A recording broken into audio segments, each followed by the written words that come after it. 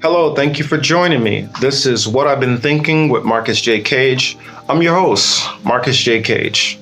In this video, I wanted to do a little bit of a follow-up in a sense. I did my Martin Luther King Day video, and I received a little bit of pushback from it, and I guess it was not exactly what some people were expecting. But when it comes to Dr. King, I feel that I internalize his teachings as a personal thing, which I try to think about how I would do things and how I should go about things, and especially if I'm leading a movement or trying to lead a movement or trying to lead anything in a significant way.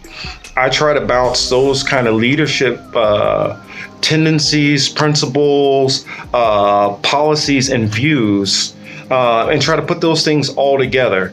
And in this one, I wanted to talk about the different presidential candidates. Not every single one of them. We'll talk about the most notable ones, the ones that I feel that it's worth bringing up and talking about. And then I wanted to bounce those records and policies and those candidates off of my understanding, comprehension, and teachings from Dr. King. Hopefully you enjoy.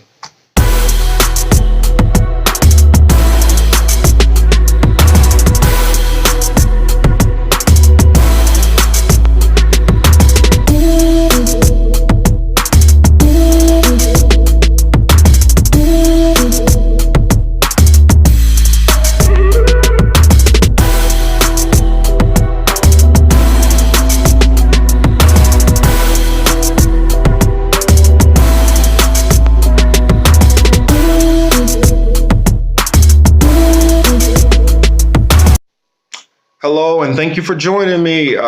We'll dive right in. Since I recently just did a couple of big three-part, I guess, on Joe Biden. Joe Biden, we won't focus very much on Joe Biden. Obviously, with some of the segregationist stuff, we knew that he would have been on the other side of Dr. King there.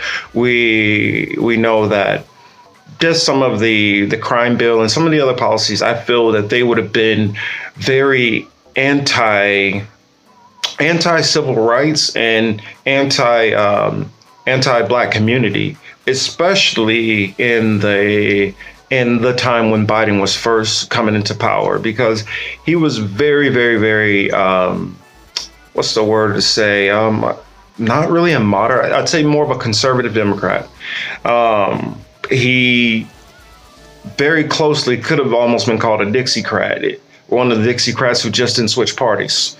But, that's it. I mean, without completely trashing Joe Biden completely, I don't feel that he would be against King because he would just, I guess, revolt at his ideas. I just feel that he doesn't have the same experiences and he doesn't see things the same way. And the way he's kind of went about the world and processed things has put him on a different track. And that's where I feel the difference would be. Next, we'll talk about Pete Buttigieg. Pete Buttigieg record with the black community. Firing the first black police chief, and under very shady circumstances. His plan to 1,000 homes in 1,000 days, where they basically plowed down a bunch of the homes in the area. Those are going to be issues that I feel that it just would have really fought against the things which King was pushing for. Also, over the recent holidays, there were actually in Mayor Pete City. Well, he's former mayor, but at that time he was still the mayor of South Bend, Indiana. He had actually destroyed a couple of homeless encampments that were set up, and has not focused on any actual meaningful solutions to help the homeless. Another thing which a lot of people don't focus on is that uh, towards the end of Dr. King's life, the Vietnam War was already afoot, and he was very, very, very anti-war. Dr. King was vociferously against the Vietnam War, and I feel people like Mayor Pete, their approach to looking at foreign policy and defense, I don't feel King would have been necessarily comfortable with that approach. So I feel he wouldn't. I feel that wouldn't be Mayor Pete wouldn't be somebody which Dr. King would have leaned to or reached out to. Next candidate I'll talk about is Amy Klobuchar. To most people who don't know a lot about Amy Klobuchar, the issues I feel where she would bump heads with Dr. King are the same issues which Kamala Harris were brought to light about the negatives. A lot of the things with the whole prosecutor and some of the harsh sentences, and Amy Klobuchar and Kamala Harris both have multiple police shootings where unarmed black men was murdered or killed, and they basically did nothing about it. To some of us in today's day and age, we kind of give a certain pass to this or that, but they did good on this one thing, and we ignore, well, they didn't do this. What I've studied of King, he would not have been nearly as forgiving. I mean, I'll say forgiving, yes, but he wouldn't have gave the benefit of doubt. He wouldn't have just took it as an, oh, well, carasera, hey, some people make some mistakes, as I feel a lot of us are doing. I felt that he would have wanted for us to push these people, that they would do better and that they will push for more. That, even if they've had these kind of mistakes in their past, that they can turn a new leaf, and he would have wanted us to push people like Amy Klobuchar, like a Kamala Harris, like a Pete Buttigieg, even Joe Biden, which I feel on almost every issue would have been almost like oil and water, just would not have mixed with Dr. King. I feel he still would have wanted for us to reach out to people like a Joe Biden and to try to push them in the right directions.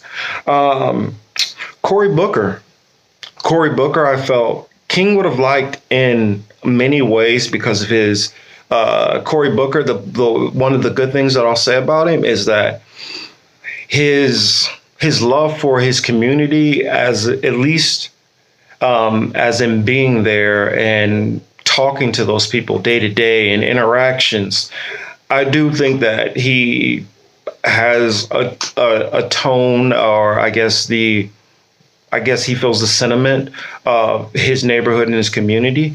The problem I worry is that he also has the sentiment and the heart of DC and Wall Street. And I feel a lot of those Wall Street bankers and policies and votes, which he went with, I think were negative towards the black community. The same thing with, who was I going to say? Well, as far as on that Wall Street thing, that's a good majority of the establishment Democrats all fall into that category.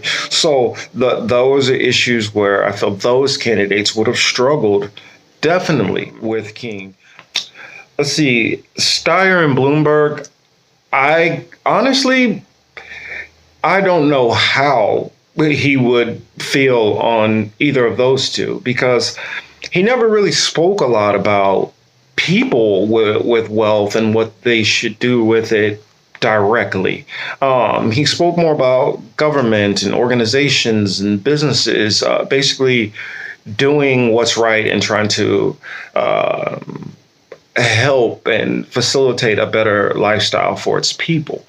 So I don't feel that he would have been had an axe to grind necessarily directly towards one of the two. Trust me, this is not some kind of bump or trying to stump for the two, because I'm not a fan of Bloomberg at all. His stop and frisk policies I felt were very rough. Well, actually, now that I think about it, yeah, the stop and frisk thing, I think King would have probably had a problem with stop and frisk. Some of the other things, not so much. So he probably maybe not would have liked them, but I mean, as far as like banning big gulps and stuff like that, I don't think he would have cared very much. Maybe he would have. I don't know.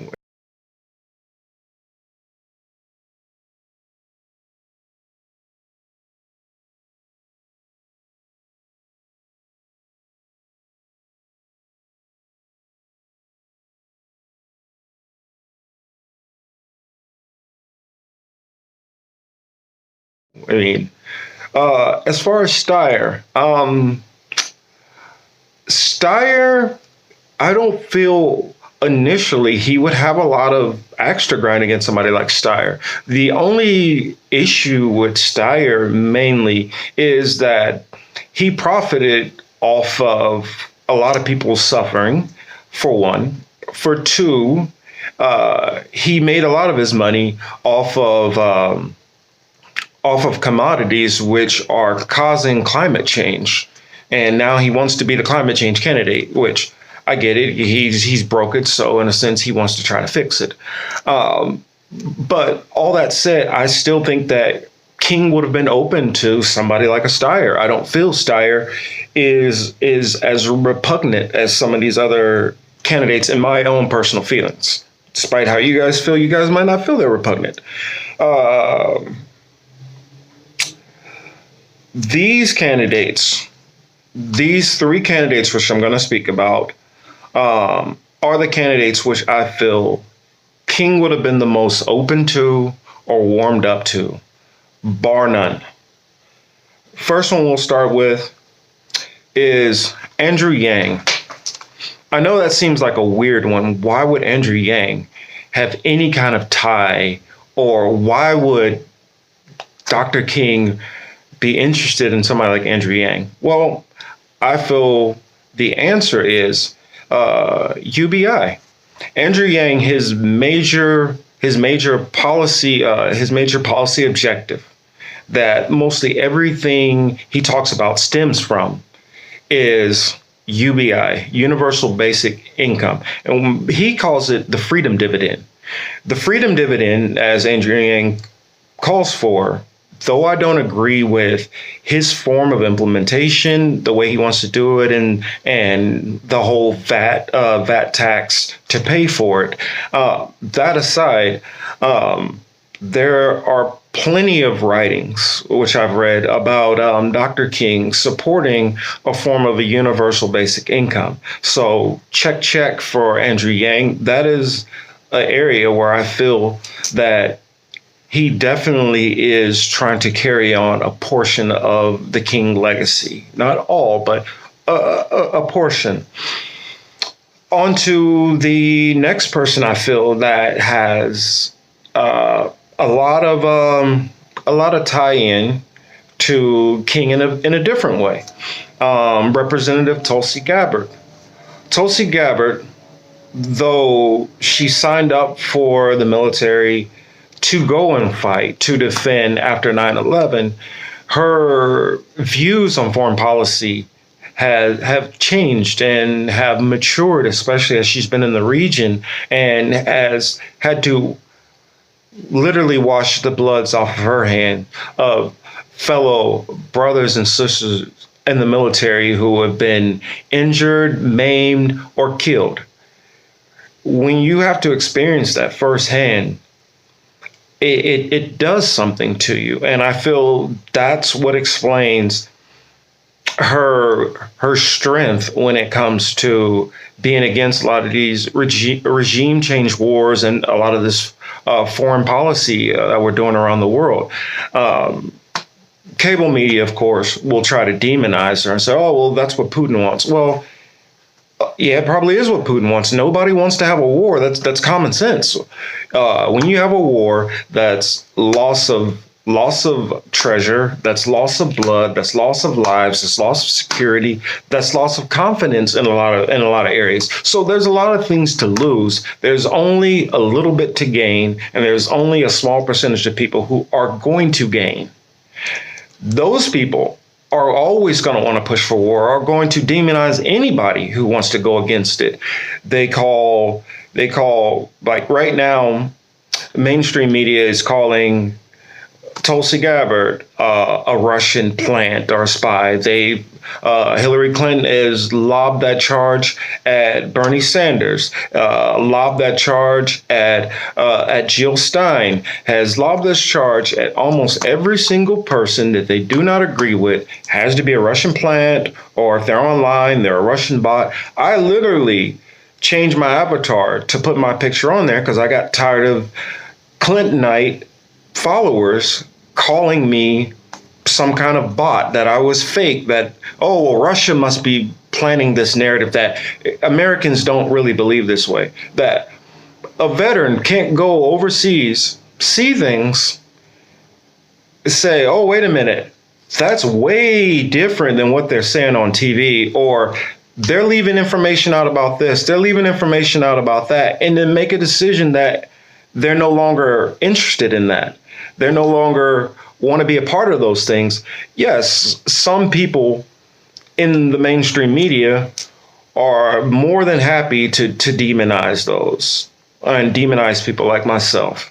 But if you talk to actual veterans, you talk to actual young people, the tide has already turned. Majority of us don't want to be there.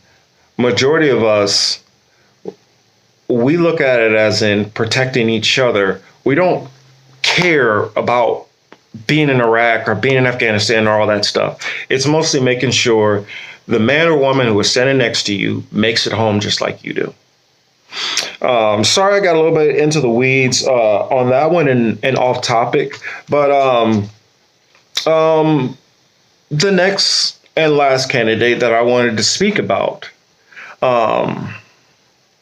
Bernie Sanders.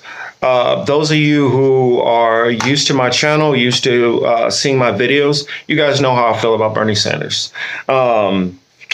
I feel the way that I do about Bernie Sanders because of people like Dr. King, people like Medgar Evers, people like Malcolm X, people like Harry Belafonte, people like Cornel West, real thinkers who have helped explain things and put them in perspective, from foreign policy to economic policy to all these things, how they all tie together, and how we can't just focus on, well, I'm only worried about healthcare, but I'm not worried about sending 10,000 troops to Cambodia. All of these things matter because when we send troops over to this place or that place, those troops going into that region have the possibility for injury, harm, casualty, or to kill somebody else.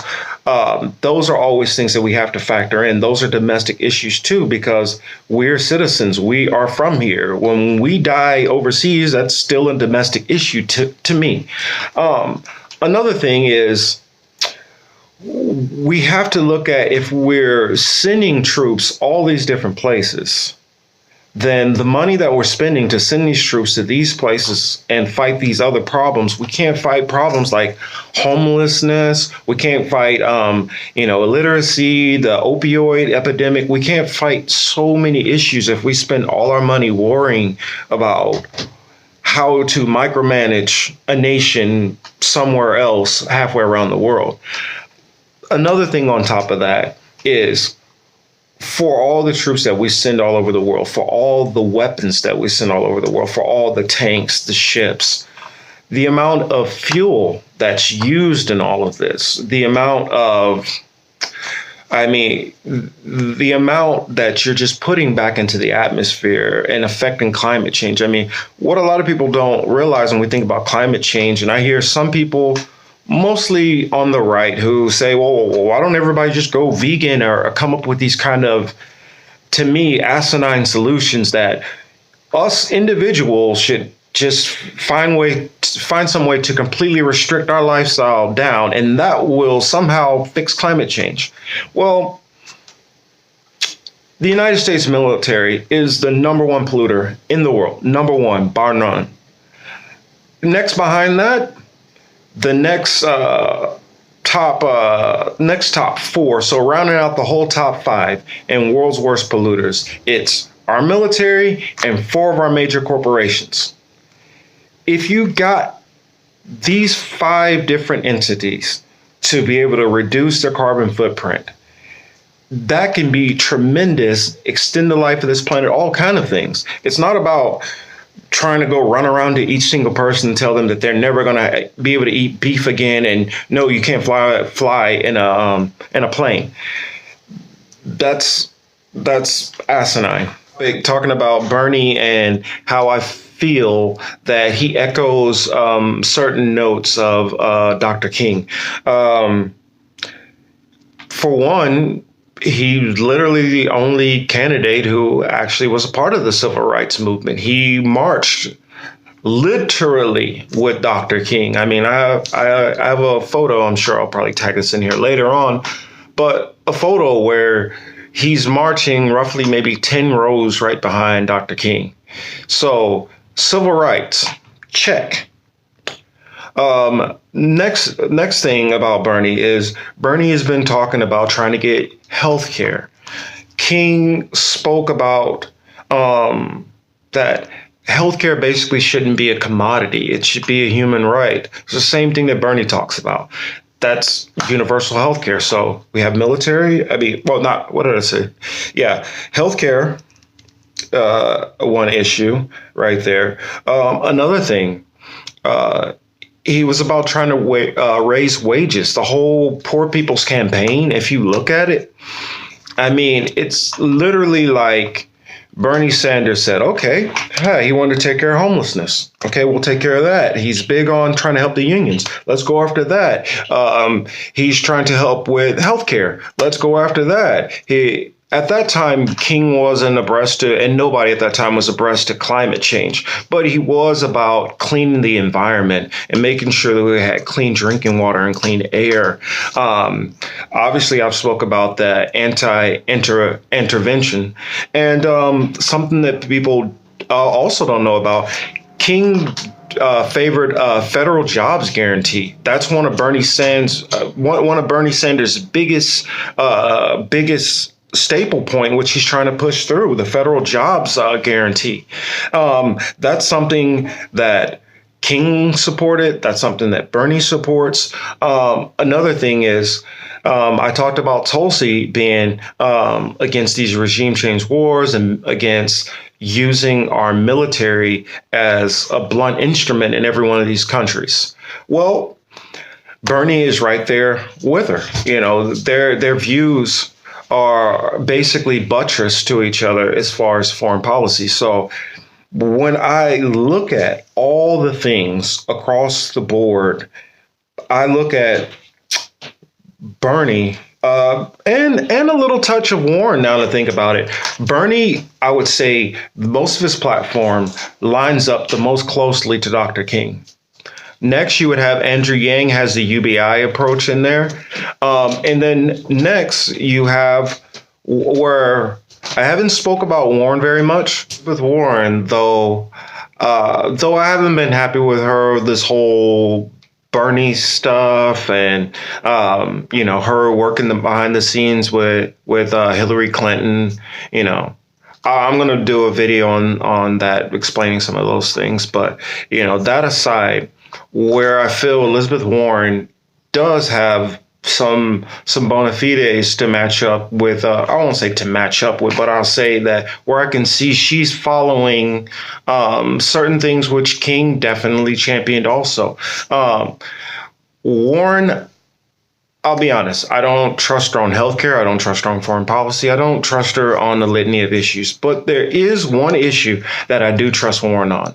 And on that issue, I trust her on that issue, honestly, even more than Bernie. When it comes to going after Wall Street and the banks, that is something this woman knows. She knows it in her bones. She knows how to handle these financial institutions if she was able to get to the level to be able to handle them. But the fact that she recognizes the problems with the banks and commodities and the way they do a lot of these things, the way they siphon money to the top. King was aware of those things, and he was trying to push back against those things also.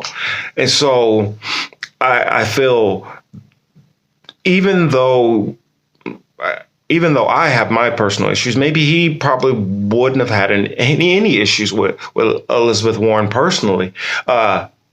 That said, those things which she championed, when she came up with the CFPD, the Consumer Protection, Agency, whatever. When she came up with that, I guess she was going to head it, and I think it would have been far, far, far more successful if she would have been able to head it. But of course, you guys who remember history know what happened with that. The Republicans balked against it. They didn't want her in there. She even ran into some pushback from Vice President Joe Biden at the time. So I guess that's all I have to say pretty much there. To wrap this up, the rest of the candidates, people say like Deval Patrick and some of these other people, their candidacies haven't really materialized up to a point to really focus that much on comparing them in that lens. So I didn't want to go down that road. But of the candidates which are running, if you want a candidate who is even taking even a moniker, even a slight degree of what King stood for and is pushing that fight forward, in this race, I only see 4 candidates. Bernie, which I support, which you guys already know. I feel he's the most aligned. He has the most issues, which King championed and fight for. Andrew Yang, though not a lot of issues, issue that King did speak about, multiple times. Tulsi Gabbard, the anti-war, the anti-regime change, which I feel Bernie echoes also, though I feel she is a lot stronger on that issue. I feel would have been tied at the hip with King on that. I feel King would have been Tulsi Gabbard's biggest supporter when she goes out and she and complains about these things and brings these issues up.